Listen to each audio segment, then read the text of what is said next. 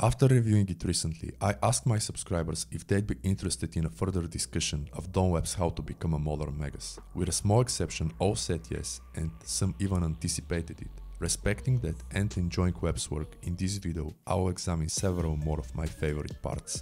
Before doing so, consider watching part 1 and subscribing to the channel if you find the content valuable and entertaining. Also check my Gumroad and Etsy pages, as they'll soon have more products to help your practice and life.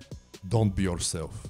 Unlike typical self-help books advertising the cliché "just be yourself," How to Become a Modern Magus explains that this could be terrible advice. And the reason is that for the average person, being themselves is a product of a culture designed to empty their pockets and mind.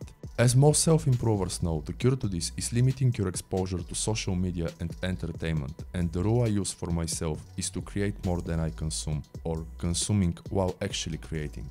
Another way you can break mainstream conditioning, the author explains, is by surrounding yourself with artists, writers, provocateurs and occultists. Essentially, that means not fitting in alternative thinkers.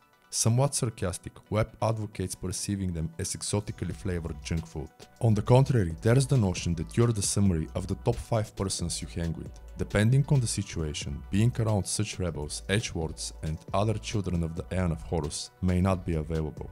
Luckily, we have unlimited access to all sorts of content and books, so there are no excuses. Appearance can be magical. How to Become a Modern Magus offers utilizing your appearance as a tool for basically making friends and influencing people.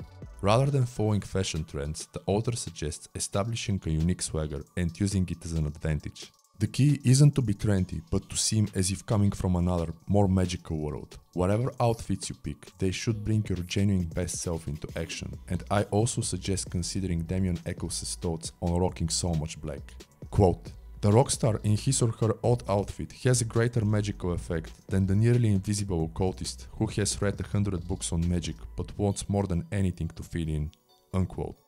Elsewhere, the book arduously reiterates you should avoid falling into the stereotype of the kind of person who has all the books and knows all the mysteries or secrets, yet is out of shape and unhealthy/obese. In fact, considering its mentionings, I'd say that this is one of the book's primary goals, which I really enjoy as a gym rat and semi-self-improver. Comment. I'll add that anyone who accomplished it knows that building a head-turning physique greatly impacts all aspects of your life. The truth is that when you're jacked, people take you a lot more seriously, like a lot more. They want to be around you, as that makes you attractive and even rare. It is one thing to dress emo, edgy or gangsta, and utterly different when you back that with a remarkable physique. Plus, bodybuilding helps balance your nefesh or shoot, which is a crucial step on the path, but you can feel free to let me know whether you agree. Demons. After explaining that not all demons are evil, to which I'd say that angels also are not what most people think them to be, Webb addresses Western thought's unhealthy dichotomy. Quote, "Don't fall into the Christian trap of thinking that all demons are bad, or the satanic trap of thinking that all demons are groovy. Most demons are constructions of someone else's mind that fulfill the purpose when you invested them with life. The demon of capitalism is a great demon to pull yourself out of poverty with, but a dumb parasite when it makes you overwork yourself to an early heart attack." Unquote. Stoicism in moderation. I don't know about you, but the latter reminds me of self-help gurus, former Navy SEALs and hustle culture dogmatizing stoicism and suffering. Likely expecting such an association, the author addresses the either-or mentality issue. Though both are rooted in magical thinking and Persia, neither the Stoic nor the Epicurean way serves the magician. The first denies the spiritual and the mental, whereas the second the material world, and the author explains that the practitioner aims to develop an equilibrium between both.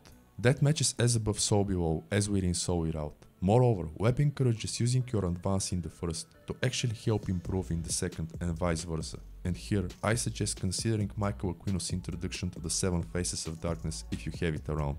And if you don't, watch my video on it, as it discusses that. Set.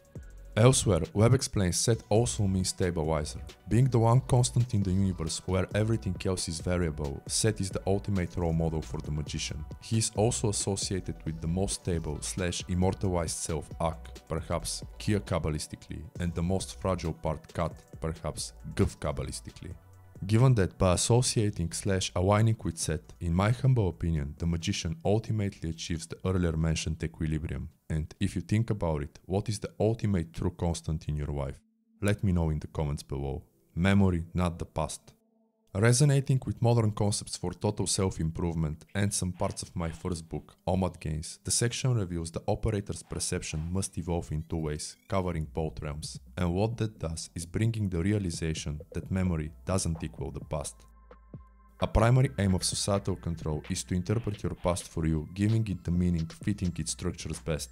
On the contrary, vividly remembering your past and true powers, synchronicities and magical moments is the key to achieving Xeper. And as I think about it, the Essential Guide recommends creating a separate journal for that and rereading it occasionally. Self-Remembrance and Xeper. The Essential Guide defines Xeper as the extension of existence to a further level of being. Elaborating on that, How to Become a Modern Magus reveals that the state of Xeper is one of self-remembrance. I don't know about you, but this reminds me of the more quasi-Kabbalistic notion of the path of return. Xeper means coming into being, and it is the word of the Aeon of Set. Like Thelema is the one of the Aeon of Horus. Check my Thought Tarot Hangman and Aeon Cards videos to learn more about Aeons. And also, let me know if you'd be interested in discussing the subject in a separate video. The magician's goal, Webb explains, is to extract/distill the power and joy of their past, or as he defines it, to exorcise it from the garbage, which is actually painful. Lego blocks. If you don't make choices, the memory is like a Lego piece on the floor, and you won't like stepping on it because you didn't put it away. Unquote.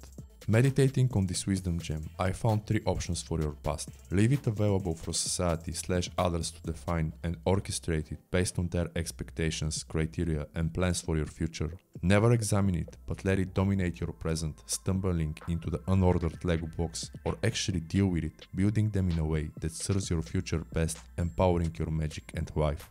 Feel free to let me know if you agree. Storing energy. Webb reveals that meaningful verbal formula is one of the best ways to store energy, also called word wheel, that is used as a storage or container holding high energy states. And besides encouraging discovering such words unique to your life, How to Become a Modern Magus recognizes 4 as very active today. Meaning wheel, mystery, same things, and coming into being. These words are Thelema, Runa, Ipsus and Xeper. Tied to a particular scholar and system of magic, each of them deserves a separate post, so feel free to let me know if that's something you'd be interested in. Well-roundedness. Quote, if you have some magical ability, you can and you must develop other ones. If you are amazing at dream work, but suck at ritual, you must avoid the easy path of just doing dream work. Unquote. The first that accomplishes is discovering weaknesses in your personality as if having life coach from the cosmos. The second is getting more precise results from the aspects of the great work requiring emphasis. Last but not least, that will help you become an actual teacher of the stuff you learn. And as we know from modern science, teaching is the best way to learn. New thought. While pushing the limits of your perception is essential, Webb notes only an idiot can have absolute certainty in their intuition or AJ. The author explains that achieving the first while avoiding the latter can be done by acting on minor impulses. Said differently, that's taking advantage of what Napoleon Hill defined as hunches. Well known to many self-improvers and advocated by the modern New Thought scholar Mitch Horowitz, this requires spontaneity and immediate action. Taking the practice to the next level, Webb advocates combining it with sincere gratitude when getting positive results. Expressed to your own self with your evening practice, this gratitude allows the positive self-rewards to open you up to more abundance and prosperity, as they call it in the New Thought. All this is reinforced by an earlier section advocating incorporating spontaneity, wonder and risk as that allows spirit to manifest. And I think this is very interesting to those in self-improvement, as they're usually taught to wake up and do everything the same way, day in and day out. Autosuggestion. Crediting the New Thought pioneer Emile Coué for his invention and contribution to psychotherapy, How to Become a Modern Magus utilizes the autosuggestion method. While the same is baked into the book's whole system, Webb regards it as far superior to willpower for initiating actually significant and meaningful changes. The reason is that the former operates within the boundaries of the ego, whereas the second is aimed towards the subconscious, which is the power source of the magician and the self-improver, though in modern days the second seldom understands it. Appreciate your success. Like the Essential Guide, an in-depth examination of which you can watch on this channel, How to Become a Modern Magus remarks that while getting inspired by champions of magic like Crowley, Dion Fortune, etc. can be productive, you should never underestimate your own accomplishments and progress. Also, do not take any story about such people in a literal sense, which is something I wholeheartedly agree with, but that's just my opinion. Let me know what yours is, such as your thoughts on how to become a modern Magus and both parts of the review. Otherwise, like this video if it provides value, subscribe for more content like this, check my other works and books, especially the digital products I make and publish on Etsy and Gumroad, and I'll see you in the next one. Thank you for your time.